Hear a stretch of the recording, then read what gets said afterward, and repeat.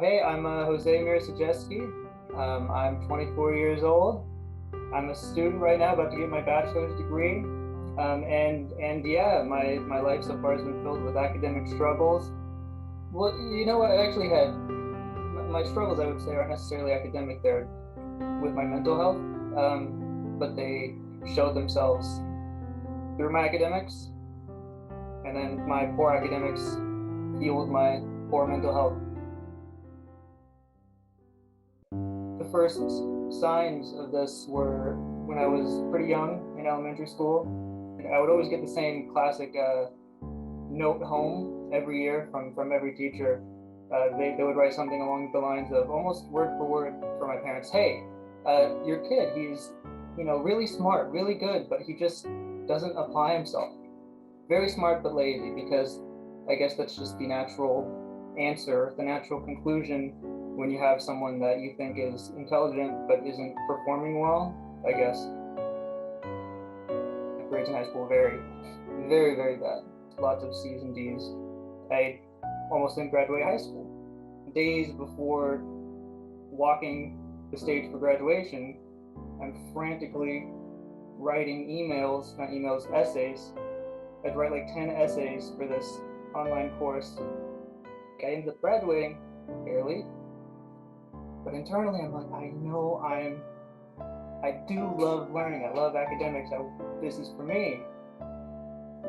By this point in my life, at the end of high school, I'm realizing other things about myself and my mental health, like I have really bad anxiety and depression, and so I'm kind of like trying to connect certain dots, and I'm like, okay, maybe my anxiety and depression is why I can't follow through in school. Maybe something about having a bunch of assignments makes me so anxious that I shut down.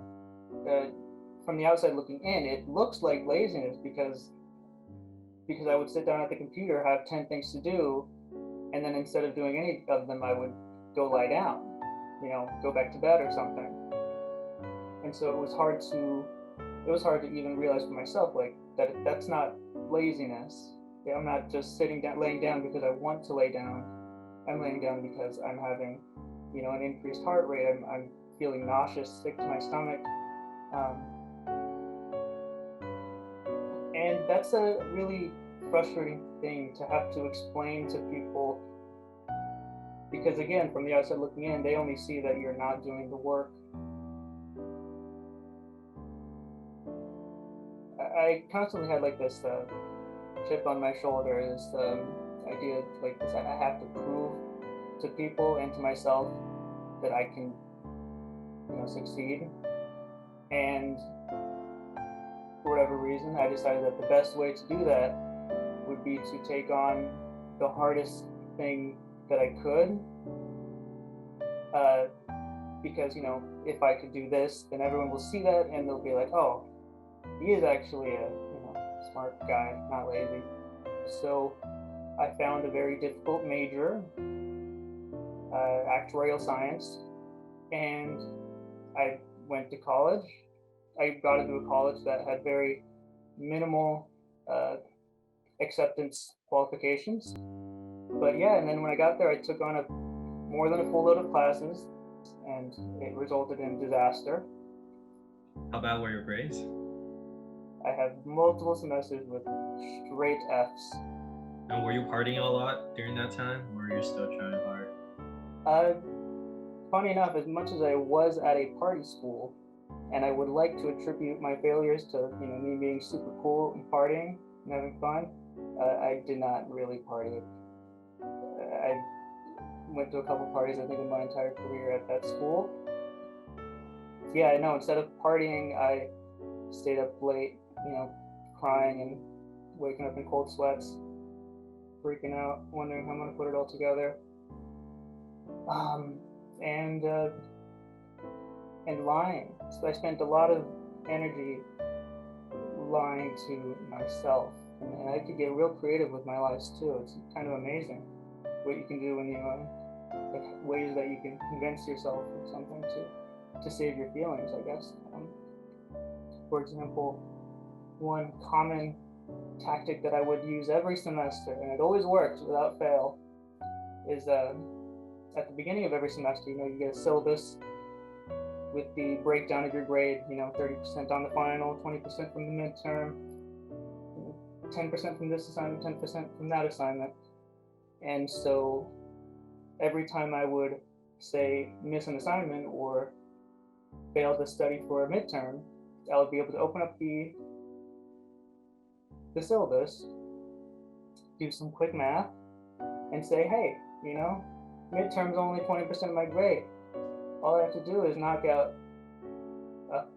10 points on it, and I could still get a B in the class. That's not that bad. And then, 2 weeks later, the next quiz is coming up, and I'm like, yeah, that's only 5% of my grade. I don't need to study for that. Of course, that makes no sense. And if you just eliminate 30% of your grade, that means on the rest of the class, including the final, you need to get 100% on everything. But I was very good at ignoring those kinds of facts. Depression and anxiety. I ended up getting diagnosed because I was having eating problems. I lost a lot of weight.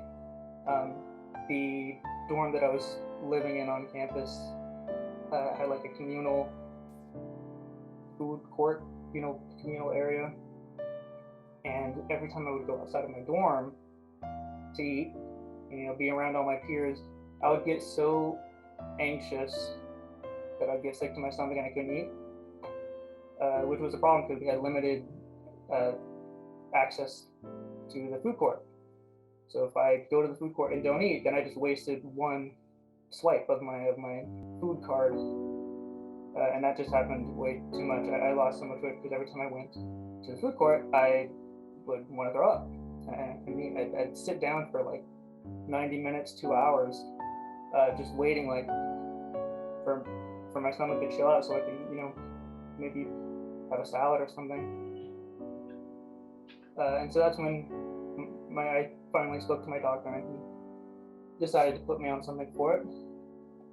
I was basically put on an antidepressant that did its job, I guess. It kind of inhibited my anxiety, but it had a slew of other side effects that were undesirable,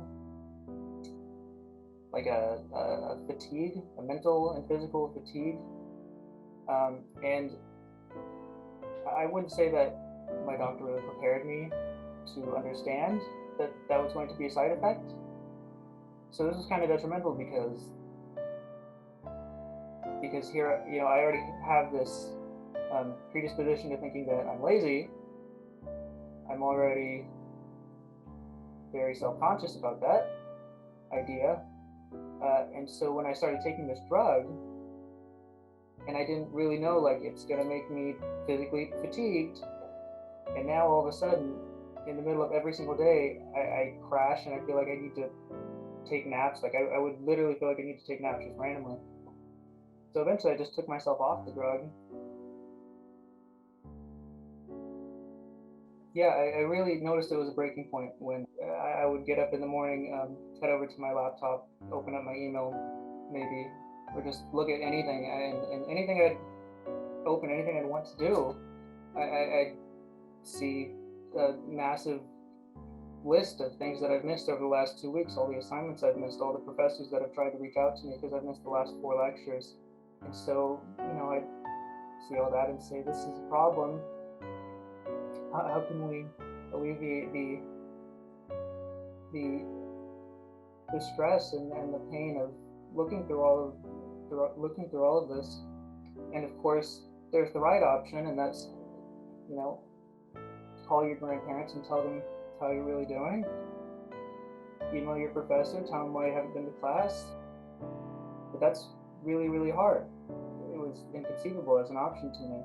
And so that's when my mind would get just a bit more creative and say maybe I'd find myself looking out the window of my apartment or, hanging out on the balcony. And you don't have to be very creative to come up with, say, some faster ways to alleviate your pain in that situation. And so I ended up having to come clean about everything. I dropped out of school, went back home with mom and dad, felt like an absolute failure. I took a bit of time off school. I sat out the next semester and I immediately got a job. I was washing dishes in a nice restaurant, which sucked. It was bad. It was pretty bad. I will say that it was a really important step for me because along with being home and being with my parents, I just got, and working in this restaurant, I got to meet a lot of people, and having to work washing dishes, I was forced every day to go out and interact with people. People were counting on me to do a job as opposed to when I'm in school, I could skip classes and convince myself that, I'm only hurting myself. So I never felt responsible for missing classes. But at work, I had this, I have to go to work. I can't miss work because there are people that I like, that I respect, counting on me to do my job, even though, I'm just washing dishes. It doesn't matter. Like, if that's important of a job in a restaurant, I would ruin people's evenings if I didn't show up for work. Which is good. That was good pressure. And it got me up out of bed to get a job. No matter what the job was, it got me to go do something every day. Took a semester off school. I enrolled at a community college, local. And so after a few months of just washing dishes, I did return to taking some classes, and this time I actually did take a few classes at a time.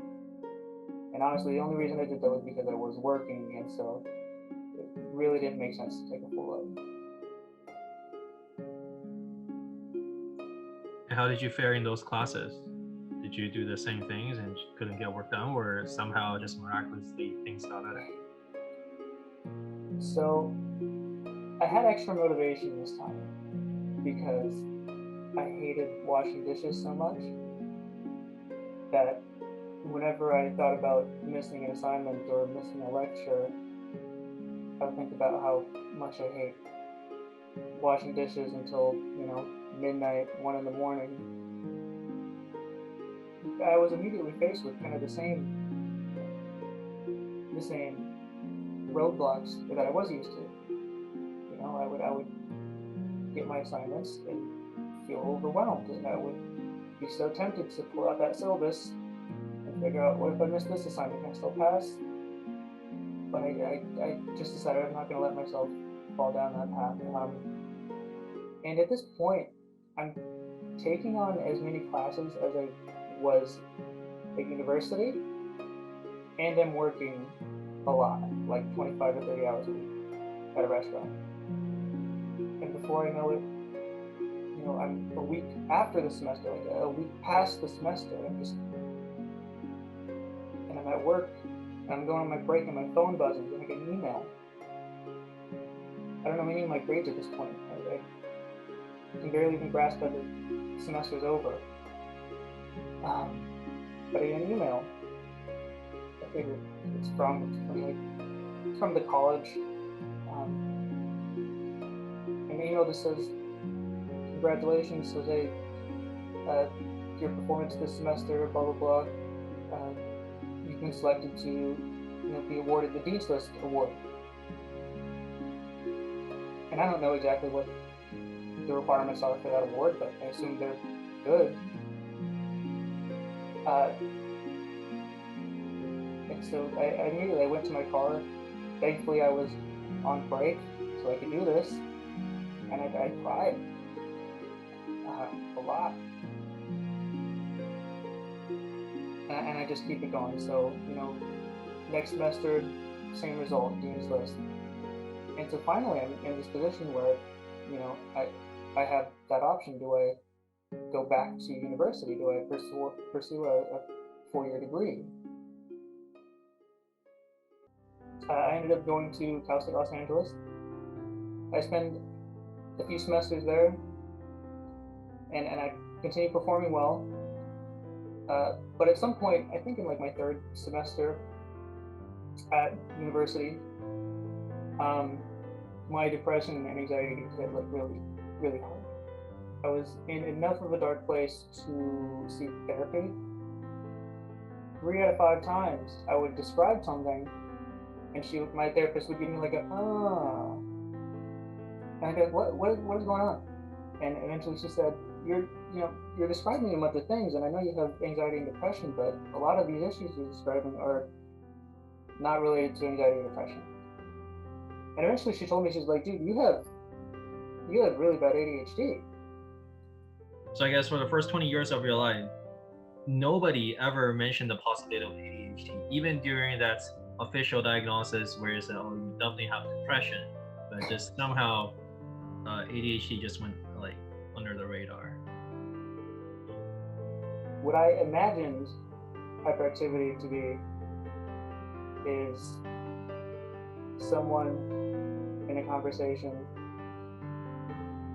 and then as you're talking to them, they see like a butterfly moving over there, and they go, oh, a butterfly, and then they'd run to chase the butterfly.